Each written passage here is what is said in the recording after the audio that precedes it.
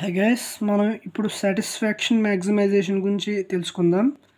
దీన్ని స్కిటోస్కై అనే ఒక ఎకనామిస్ట్ ఇచ్చారు. సాటిస్ఫాక్షన్ మ్యాక్సిమైజేషన్ అనేది ఒక ఇంపార్టెంట్ ఆబ్జెక్టివ్ బిజినెస్కి అన్నట్టు స్కిటోస్కై అనే ఒక ఎకనామిస్ట్ చెప్పారనమాట. ఈయన ఇచ్చిన ఈ థియరీ ప్రకారం ఏంటంటే సాటిస్ఫాక్షన్ మ్యాక్సిమైజేషన్ అనేది ప్రాఫిట్ మ్యాక్సిమైజేషన్ కన్నా బిజినెస్కి ఎంతో అవసరం. ప్రాఫిట్ మ్యాక్సిమైజేషన్ కన్నా కూడా సాటిస్ఫాక్షన్ మ్యాక్సిమైజేషన్ అనేది బిజినెస్కి ఎంతో అవసరం. సాటిస్ఫాక్షన్ అంటే ఏంటి? జస్ట్ సంతృప్తి చెందడం. అంటే ఎంటర్ప్రెన్యూర్ ఎవరైతే ఉన్నారో ఫామ్ని నడిపే వ్యక్తి, ఆయన ఎక్కువ సంతృప్తి చెందడమే ప్రాఫిట్ మ్యాక్సిమైజ్ చేసుకోవడం కన్నా కూడా ఫామ్కి చాలా మంచిది. అదే మెయిన్ ఆబ్జెక్టివ్ అన్నట్టు స్కిటోస్కై చెప్పారు. అయితే ఇది థియరీ చెప్పాలంటే మనకు కొద్దిగా అన్రియలిస్టిక్గానే ఉంటుంది. ముందు ముందు మీకే అర్థమవుతుంది. ఈయన ఏమని చెప్పారంటే మేనేజరియల్ ఎఫర్ట్ అనేది ఒక లింక్ కింద అనమాట. మేనేజరియల్ ఎఫర్ట్కి dictate that managers have for work. Dictate అంటే ఏం లేదు, జస్ట్ అసంతృప్తి. మేనేజర్ అనేవాడు ఎంత పని చేస్తున్నాడు, ఎంత ఎఫర్ట్ ఇస్తున్నాడు బిజినెస్లో, కానీ వాడికి వర్క్ పట్ల ఉన్న అసంతృప్తి ఎంత, ఆ రెండింటి మధ్య లింక్ని ఈ థియరీ అనేది మనకి ఎక్కువగా చూపిస్తుంది. అంతే కదా. మనకు జనరల్గా ఏ వర్క్ చూసుకున్నా సరే ఆ మేనేజర్స్ అనేవాళ్ళు వాళ్ళు ఇచ్చే ఎఫర్ట్ ఎంత, వాళ్ళకు ఉండే సాటిస్ఫాక్షన్ ఎంత, ఓవరాల్గా థియరీ ప్రకారం అది. వాడికి ఆ వర్క్ పట్ల ఉండే డిస్సాటిస్ఫాక్షన్ ఎంత ఎఫర్ట్ ఇస్తున్నాడు, వాడికి ఉండే డిస్సాటిస్ఫాక్షన్ ఎంత, సాటిస్ఫాక్షన్ ఎంత.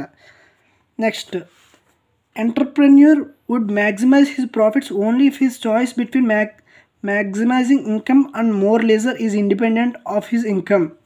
ఎంటర్ప్రెన్యూర్ అనేవాడు ప్రాఫిట్స్ ఎప్పుడు మ్యాక్సిమైజ్ చేసుకోగలడు, లాభాలు ఎక్కువ ఎప్పుడు పొందగలడు అంటే కనుక వాడి చాయిస్ అనేది ఇన్కమా లేజర్ టైమా. లేజర్ అంటే ఖాళీ టైం. ఇన్కమ్ సంపాదించాలా, ఎక్కువ ఖాళీగా ఉండాలా అనేది పూర్తిగా వాడి ఆదాయాన్ని బట్టి ఉండకూడదు. అంటే నాకు ఇప్పుడు 10,000 వస్తున్నాయి, నేను ఇంకా కష్టపడితే నాకు ఇంకా ఎక్కువ ఇన్కమ్ వస్తుంది కదా, నా ఇన్కమ్ ప్రజెంట్ 10,000, నాకు ఇంకా ఎక్కువ ఇన్కమ్ కావాలి, మోర్ ఇన్కమ్ కావాలి. అందుకని ఇన్కమ్ దృష్టిలో పెట్టుకుని ఎక్కువ పని చేయకూడదు. అలాగే నాకు 10,000 వస్తున్నాయి, ఎక్కువ ఖాళీగా ఉండకూడదేమో అని కూడా ఉండకూడదు. అంటే వాడికి ప్రాఫిట్స్ ఎర్న్ చేయాలి అంటే కనుక ప్రజెంట్ ఉన్న ఇన్కమ్ని అసలు వాడు పట్టించుకోకూడదు.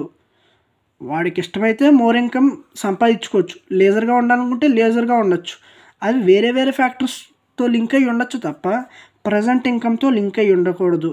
చెప్పాలంటే ఇది చాలా అన్రియలిస్టిక్గానే చెప్పచ్చు. ఇప్పుడున్న సంపదను బట్టే బిజినెస్ అనేది ఇంకా ప్రాఫిట్స్ ఎర్న్ చేయాలా, లేదంటే సరిపోతాయా, లేదంటే ఎంప్లాయీస్కి లేజర్ టైం ఇవ్వచ్చా, పెంచొచ్చా అనేది ఇప్పుడున్న బిజినెస్ యొక్క పర్ఫార్మెన్స్ వచ్చే ప్రాఫిట్స్ని బట్టే ఆధారపడి ఉంటాయి. కానీ ఈయన దానికి పూర్తిగా రివర్స్గా చెప్పారు. Next, the supply of entrepreneurship should have elasticity of income zero. ఈ ఎలాస్టిసిటీ అనేది చెప్పాలంటే మనకి ఎకనామిక్స్లో చాలా important topic. Elasticity of income అని, ఎలాస్టిసిటీ ఆఫ్ డిమాండ్ అని, అవి ముందు మనం డిమాండ్ ఫంక్షన్స్లో కానీ లేదంటే దానికి సంబంధించిన టాపిక్స్లో మనం తెలుసుకుంటూ ఉంటాం.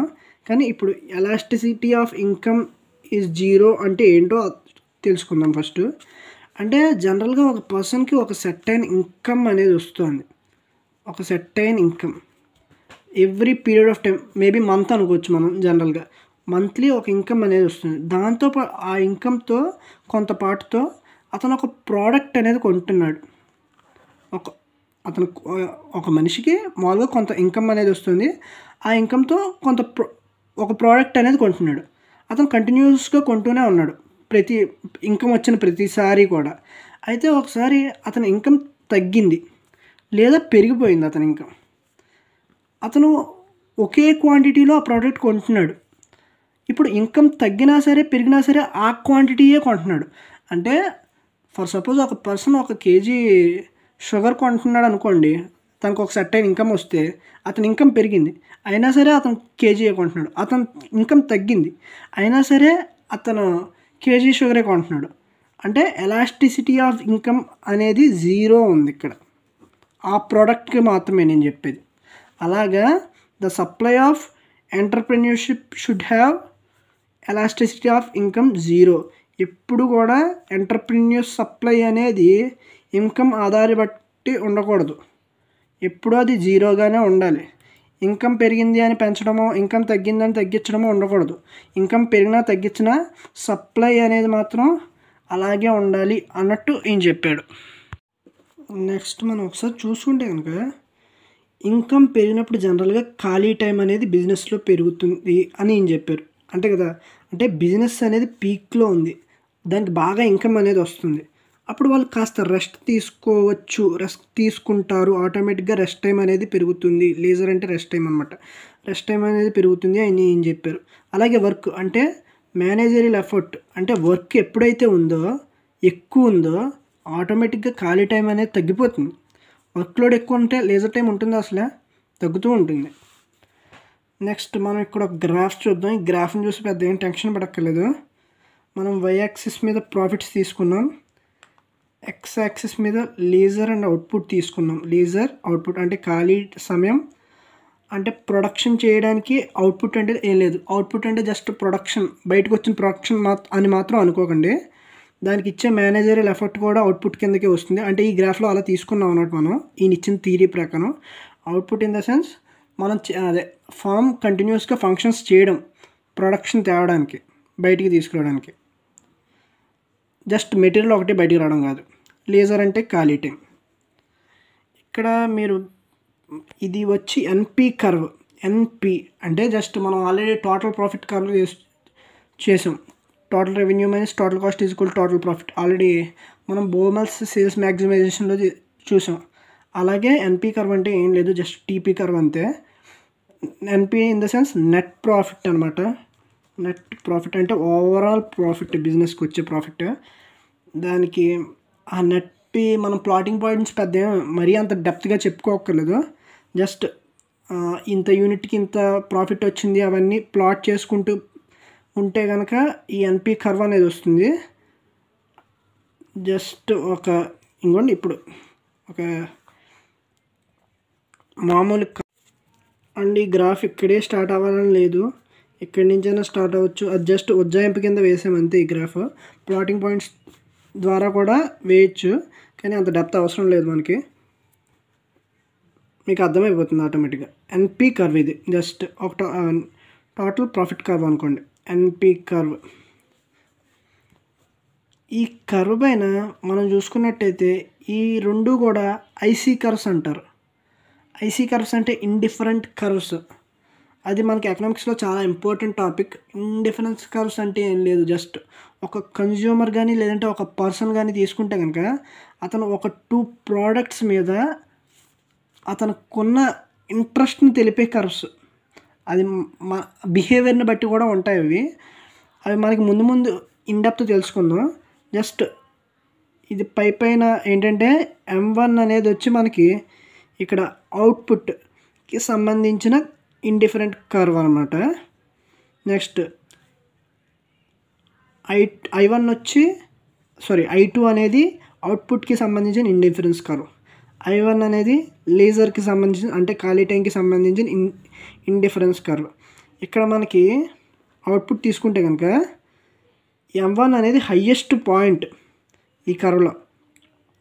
ఇక్కడ ఈ పాయింట్లోనే మనకి మ్యాక్సిమం అవుట్పుట్ అనేది వస్తుంది. మ్యాక్సిమం సాటిస్ఫాక్షన్ అనేది కూడా మనకి ఈ పాయింట్లోనే ఎక్కువ ఉంటుంది. ఇక్కడ నేను మీకు తర్వాత ప్లాటింగ్ పాయింట్స్ కూడా పెడతాను వీటికి సంబంధించినవి వీడియో చివర్లో. జస్ట్ ఇక్కడ ఎక్స్ప్లెనేషన్ ఏంటంటే ఇంకోండి, ఒక ప్రోడక్ట్ ఉంది మనకి. జస్ట్ ఫస్ట్ ప్రోడక్ట్కి ప్రాఫిట్ అనేది తక్కువ ఉంది, అసలు ఏం లేదని చెప్పుకోవచ్చు. మెల్లగా పెరుగుతుంది.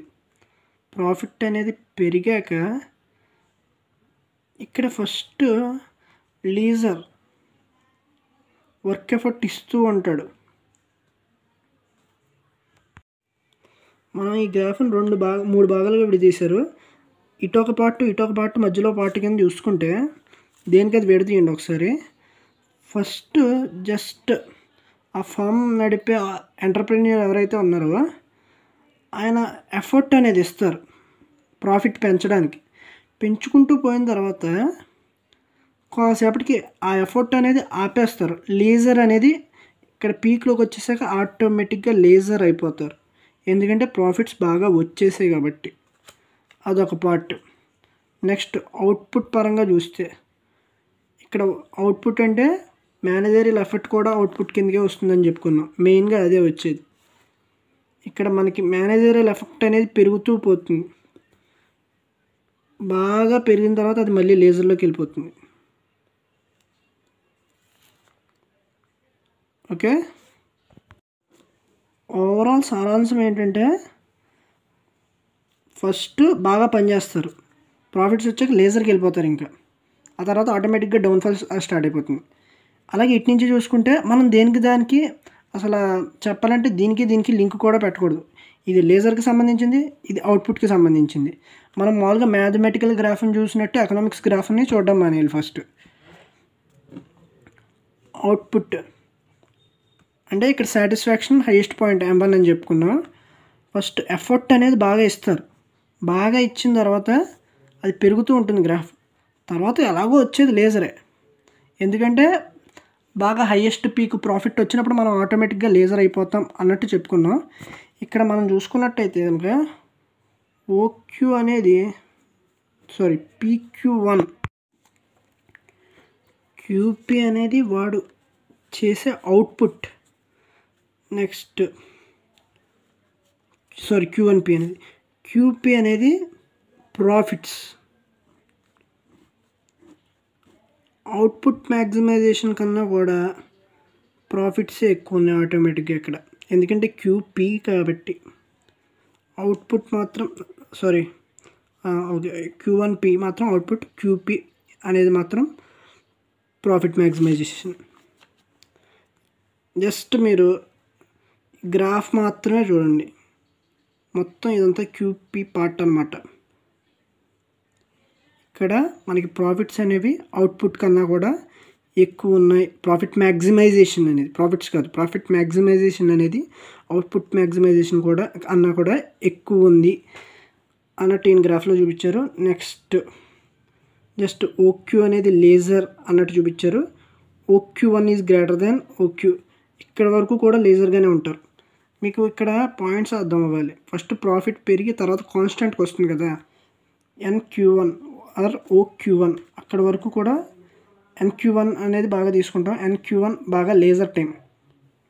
నెక్స్ట్ NQ అనేది కూడా లేజర్ టైం కిందకి వస్తుంది. కాకపోతే NQ1 అనేది బాగా మోస్ట్ లేజర్ టైం. కాకపోతే వెంటనే అక్కడ ఎఫర్ట్ అనేది స్టార్ట్ అవుతుంది. కానీ NQ దగ్గర అలా కాదు. నెక్స్ట్ గైస్, ఇది కొంచెం పనికిమాలిన థియరీ అని చెప్పచ్చు. చాలామంది క్రిటిసైజ్ చేశారు.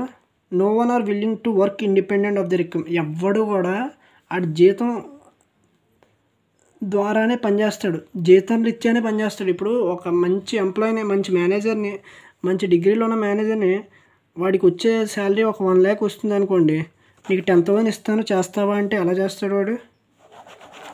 అసలు అవ్వదు కదా అది. ఇన్కమ్ని బట్టే ఎవరన్నా వర్క్ అనేది ఇంట్రెస్ట్ని చూపిస్తారు. Next business man cannot be less strong regarding income. Income పెరిగిపోయింది కదా అని ఖాళీ టైం తీసుకుందామని బిజినెస్ మ్యాన్ ఎవరు కూడా అనుకోరు. ఖాళీ టైం తీసుకుంటే వాళ్ళకి ఏమవుతుందో తెలుసు. ఇప్పుడు నాకు ఈ సంవత్సరం ప్రాఫిట్స్ వచ్చాయి కదా, నేను ఒక గ్రోసరీ షాప్ రన్ చేస్తున్నాను, నాకు 1 year బాగా ప్రాఫిట్స్ వచ్చాయి. తర్వాత ఒక 1 month లేజర్ టైం తీసుకుందాం అనుకున్నాను, షాప్ క్లోజ్ చేసాను. వచ్చే కస్టమర్స్ ఆటోమేటిక్గా వేరే కస్టమర్కి అట్రాక్ట్ అయిపోతారు. తద్వారా ఏమవుతుందంటే తర్వాత నా దగ్గరికి రారు వాళ్ళు. అది బిజినెస్ మ్యాన్ అందరికీ కూడా తెలుసు. అందుకని వాళ్ళు ఎక్కువ లేజర్ టైం అనేది తీసుకోవడానికి ఇష్టపడరు. నెక్స్ట్ ఇది పూర్తిగా సైకలాజికల్ ఫ్యాక్టర్స్కి, ఈ గ్రాఫ్ కానీ ఇదంతా కూడా సైకలాజికల్ ఫ్యాక్టర్స్కి వ్యతిరేకంగానే ఉంది. ఏంటి, ఇక్కడ వరకు లేజర్ టైం తీసుకోవాలా, ఇక్కడ వరకు అవుట్పుట్ తీసుకోవాలా, ప్లాటింగ్ పాయింట్స్ కూడా సరిగ్గా లేవు. ఇక్కడ వరకు ఏమో అవుట్పుట్కి సంబంధించిన ప్లాటింగ్ పాయింట్స్ ఇచ్చాడు, ఇక్కడ వరకు ఏమో లేజర్కి సంబంధించింది X-axisలో తీసుకున్నాడు. అసలు ఏ గ్రాఫ్ అయినా అలా ఉంటుందా? ఈ థియరీ కూడా అలాగే ఉంది. దాని మీద చాలా విమర్శలు వచ్చాయి. ఓకే గైస్, మనం ఇండిఫరెన్స్ కర్వ్స్ గురించి పెద్ద ఏం భయపడక్కర్లేదు. జనరల్గా ఎకనామిక్స్లో ఎవరికి ఇష్టం వచ్చినట్టు వాళ్ళు థియరీ ఇస్తారు, దాన్ని ఇంకొకళ్ళు డిస్ప్రూవ్ చేస్తారు, అదంతా జరిగేది. అలాగే ఇండిఫరెన్స్ కర్వ్స్ మీద కూడా చాలా డిస్ప్రూవ్స్ ఉన్నాయి, అదే క్రిటిసిజమ్స్ ఉన్నాయి. జస్ట్ మనం అసలు అంటే ఏంటో తెలుసుకుందాం. ఇండిఫరెన్స్ కర్వ్స్ అంటే ఏం లేదు, జస్ట్ ఒక 2 థింగ్స్, అది ఏవైనా అవ్వచ్చు. మనం ఇక్కడ థియరీ ప్రకారం మనీ, లేజర్ అనేవి తీసుకున్నాం. ఒక 2 గూడ్స్ కావచ్చు, లేదంటే ఇలాంటి మనీ కానీ లేజర్ కానీ ఏవైనా అవ్వచ్చు. ఒక 2 ఆబ్జెక్ట్స్ మధ్య ఒక కన్జ్యూమర్కి ఉండే రిలేషన్ని, లేదంటే ఒక పర్సన్కి ఉండే రిలేషన్ని తెలిపేవే ఐసీ కర్వ్స్ అంటే. జస్ట్ ఈ ఐసీ కర్వ్స్ ఎందుకు వచ్చాయి అనడానికి, అతని దగ్గర మనీ జస్ట్ 1 రూపీ ఉందనుకుందాం, అతనికి లేజర్ దగ్గరగా 50 మినిట్స్ వచ్చాయి అనుకుందాం. 2 రూపీస్ ఉన్నప్పుడు 40 మినిట్స్, 3 రూపీస్ ఉన్నప్పుడు 30 మినిట్స్, 33 అలా వచ్చాయి. అది ఒక పీరియడ్ ఆఫ్ టైంలో. ఇంకో పీరియడ్ ఆఫ్ టైంలో ఇంకోలా వచ్చాయి. 2 దగ్గర 60 కావచ్చు, 3 దగ్గర 45 కావచ్చు, 4 దగ్గర మేబీ 40 or 39 కావచ్చు. అంటే మనం మరీ అంతగా పట్టించుకోక్కర్లేదు, ఎందుకంటే ఇక్కడ వచ్చిన ప్రాబ్లం ఏంటంటే ఎప్పుడు కూడా ఐసీ కర్వ్ అనేది ఇలాగే ఉండాలి. మనకి ఈ షేప్ మెయింటైన్ చేయాలి ఖచ్చితంగా. షేప్ మెయింటైన్ చేస్తేనే అది ఐసీ కర్వ్ అవుతుంది. జనరల్గా మనం కంపేర్ చేసుకుంటే అసలు ఆ షేప్ మెయింటైన్ అవ్వచ్చు, మెయింటైన్ అవ్వకపోవచ్చు, కానీ ఐసీ కర్వ్లో ఖచ్చితంగా ఆ షేప్ అనేది ఉండాలి. అలాగే ఎప్పుడు కూడా కాన్వెక్స్ టువర్డ్స్ ఆరిజిన్ అనేది ఉండాలి. అంటే ఈ షేప్ ఆరిజిన్కి ఈ షేప్ అనేది ఎప్పుడు కాన్వెక్స్గా ఉంటూ ఉండాలి ఐసీ కర్వ్స్లో. అది పెద్ద మనం చూసుకుంటే కనుక ప్రతి కాంబినేషన్లో అది జరగకపోవచ్చు. ఆడు మనీ ఉన్నప్పుడు, అంటే ప్రాఫిట్స్ ఆర్ మనీ ఉన్నప్పుడు 1 యూనిట్ దగ్గర ఆడు 30 అవర్స్ లేజర్ మెయింటైన్ చేయొచ్చు, 2 దగ్గర 40 చేయొచ్చు, 3 దగ్గర మళ్ళీ 20 చేయొచ్చు. అప్పుడు కర్వ్ ఎలా వస్తుంది? కానీ అలా రాకూడదు. ఇక్కడ వచ్చిన ప్రాబ్లం అది. ప్రతి కర్వ్ కూడా ఇలాగ రావాలి. అప్పుడు వాటిని వేరే వాటితో ఇలాంటి గ్రాఫ్స్తో లింక్ చేస్తారనమాట. అది చెప్పాలంటే చాలా క్రిటిసిజమ్స్ ఉన్నాయి. Okay guys, thank you. ఏమైనా ఇంకా ఏమైనా డౌట్స్ ఉంటే కనుక కామెంట్ సెక్షన్లో మెన్షన్ చేయండి.